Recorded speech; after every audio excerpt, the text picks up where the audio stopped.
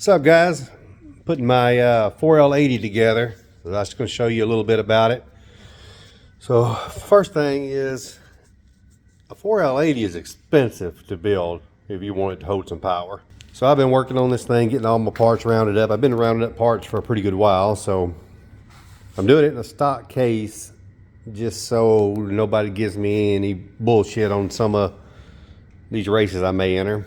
So I've been working on this thing, kind of got it going together. But man, it's not really a big deal to build. I don't mind tearing into something like this. It's kind of fun to me. It's almost like a big puzzle. If you can put puzzles together and put all the pieces in the right spot, it's not that big of a deal. But man, this thing is getting expensive though. I got my little breakout diagram here, and I got an aftermarket output shaft, expensive. Got an aftermarket 210 planetary set, expensive. Aftermarket main shaft, expensive.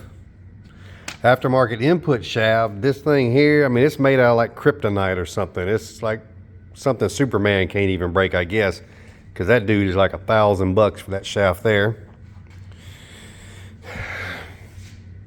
Got this aftermarket aluminum, shit, I can't even remember which one this one is. Oh, that would be the direct clutch and sprag. So this is the aluminum one that helps with RPMs. Plus it's got the bigger 36 element sprag in it, so that's going to help out a bunch. Let's see, I've got an aftermarket billet overdrive planetary, expensive. I've got the full manual extreme valve body that lets you leave in first or second. So that's gonna be pretty nice. That eliminates a lot of the crap with the electronics. I know that gives the most trouble. Got an aftermarket pan. Got this little hub deal. That's supposed to be a weak link, so that'll fix some stuff. Got a case saver to beef up the pump. Got a nice clutch kit with all the seals and stuff that I need.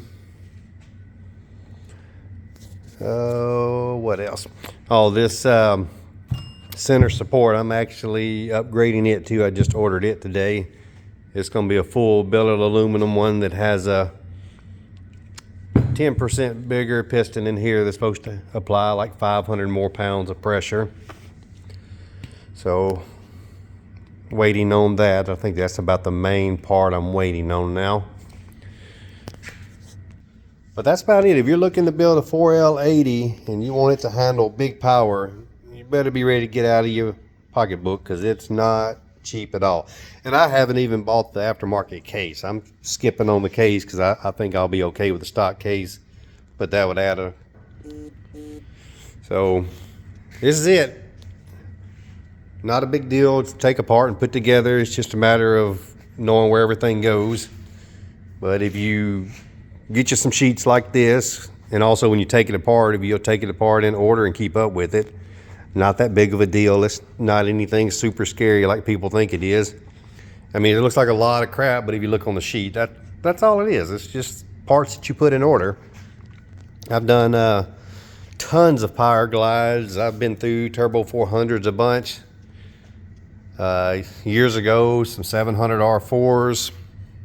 This is my first 4L80, and not a big deal. It's just a bunch of parts that you just got to put together in the right spot and replace the parts that are known to break.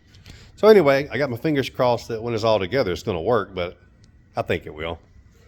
I normally have decent luck on transmissions. But that's it. I just wanted to show y'all that and show y'all that it's not a super terrifying thing to do if you just take your time, disassemble it in order, get you some literature to look at, so at least you know all the parts and the procedure and stuff and some of the measurements. And on the 4L80, one thing it is kind of tricky is there's several different year models. Actually, I think just 3 different ones. So it's good to figure out which one that you have. This one is, I think, the 97 to 99, which is a pretty good one. The older ones are not quite as good. They don't oil as good. This is one of the main parts here. This is what you call the center oiling. So this is actually where one of the fittings for like the transcooler goes through the case and into this hole here, and it gives it better fluid and lubrication in the back of the transmission. So it's a lot better than the older ones. The older ones have some issues with fluid getting back there and overheating. So this year model is good, and I think the like 99 and up ones are pretty good too. They got, I think, a little bit beefier parts in the planetary, but that didn't bother me none since I put aftermarket planetary in this one. So that's one thing to look at. Look at some information on it so you know the difference between the few different models, so you can figure out which one you have and any particular parts that may be weaker. So not a big deal. If y'all ever tear into one, just take your time. It'll be okay.